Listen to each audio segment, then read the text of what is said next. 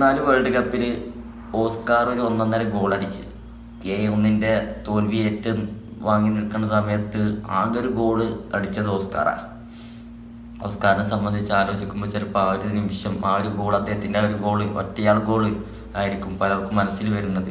അതുപോലെ തന്നെ എനിക്ക് വേറൊരു ഗോള് വരുന്നത് 2013 കോൺഫെഡറേഷൻ കപ്പിൽ സ്പെയിനിനെതിരെ നെയ്മർ ജൂനിയർ ഇടവങ്കാലം കൊണ്ടൊരു ഗോള് ഫിനിഷ് ചെയ്ത് ആ ഒരു ഗോളിന് ഓസ്കാർ നൽകിയ അസിസ്റ്റ്. ഈ ഒന്ന് രണ്ട് കാര്യങ്ങൾ ഓസ്കാറുമായി ബന്ധപ്പെട്ട് അല്ലെങ്കിൽ ഓസ്കാറിൻ്റെ ബ്രസീൽ സ്റ്റാറ്റസുമായിട്ട് മനസ്സിലുണ്ട്. അങ്ങനെ ഒരുപാട് നിമിഷങ്ങൾ അദ്ദേഹം സമ്മാനിച്ചിട്ടുണ്ട്. എങ്കിലും ഈ ഒരു 2 നിമിഷങ്ങൾ ഞാനൊക്കെ കൂടുതൽ ഓർത്തിരിക്കുന്നുണ്ട്. പ്രത്യേകിച്ച് 2014 വേൾഡ് കപ്പിൽ ഏക ഗോൾ കിട്ടിയപ്പോൾ ഏക ഗോൾ തിരിച്ചടിച്ചത്.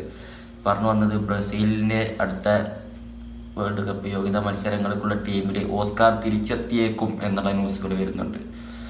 82 ടീമിൽ ഓസ്കാർ, ആൻ്റണി, നെയ്മർ ജൂനിയർ പോലത്തെ ഒരുപാട് താരങ്ങൾ പേരയിലുണ്ട്. നെയ്മർ ജൂനിയർ ഉണ്ടാകുമെന്ന് തന്നെ നമ്മൾ 99% സ്ഥിരീകരിക്കുക. കാരണം അദ്ദേഹം തിരിച്ചെത്തി സാന്റോസിൽ കുഴപ്പമില്ലാത്ത രീതിയിൽ പെർഫോം ചെയ്യുന്നുണ്ട് എന്ന് തന്നെ അതിന് കാരണം.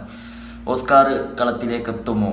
അദ്ദേഹം സാവോ പോളോയിൽ മികച്ച ഫോമിൽ തന്നെയാണ് തുടരുന്നത്. ആകെ കണ്ടിട്ടായിരിക്കാം അദ്ദേഹത്തെ ഈ ഒരു ലിസ്റ്റിലേക്ക് ഇടം നേടിയത്. അദ്ദേഹം നമുക്ക് പഴയ ആ ഓർമ്മകളിലേക്ക് ഓസ്കാർ നെയ്മർ കോംബോ വീണ്ടും കാണാൻ കഴിയുമോ? അതോ പുതുമുഖ താരങ്ങളെ അണിനിരത്തിയിട്ട് പുതിയൊരു ലോകകപ്പ് ബ്രസീൽ സ്വപ്നം കാണുമോ എന്ന് നമുക്ക് ഈ മാസം 7-ാം തീയതിയാണ് ടീം പ്രഖ്യാപനം, ഫൈനൽ ലിസ്റ്റ് പ്രഖ്യാപനം. അന്ന് തന്നെ അറിയാം അല്ലേ? ഓസ്കാറിനെ സംബന്ധിച്ചിടത്തോളം നെയ്മറിൻ്റെ അതേ ഏജാണ് അദ്ദേഹത്തിനുള്ളത്. അദ്ദേഹമൊക്കെ കളത്തിലേക്ക് തിരിച്ചെത്തുക എന്ന് പറയുമ്പോൾ നല്ല പ്രതീക്ഷ നൽകുന്നുണ്ട്. പക്ഷേ ഒരുപാട് പുതുമുഖ താരങ്ങൾ അണിയറയിൽ ഉള്ളതിനാൽ നല്ലൊരു ഭാവി അല്ലെങ്കിൽ ബ്രസീൽ ടീമിൻ്റെ ബ്രസീലിൻ്റെ അടുത്ത ഭാവി കൂടി പരിഗണിച്ചിട്ട് പരിശീലകൻ നല്ല പുതുമുഖ താരങ്ങളെ ഉൾപ്പെടുത്തുമോ എന്നുള്ളത് നമുക്ക് കണ്ടറിയാൻ കാത്തിരിക്കാം.